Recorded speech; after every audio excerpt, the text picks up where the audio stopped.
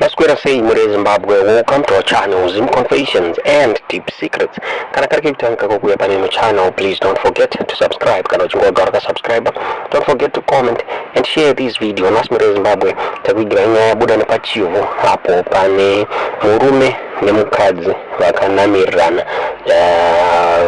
vana pane video takuvigirai atatoda kuti muone Mure Zimbabwe ichiti kunze uko akuna kumira mushe ngoti kuvarume siyanai nevakadzi vevanhu Mure Zimbabwe vanhu vari kugadzirwa kunze uko Mure Zimbabwe. Ona video iri motidza muri kufunga pamusoro penyaya iyi mucomment section yaitika kuchivu Mure Zimbabwe.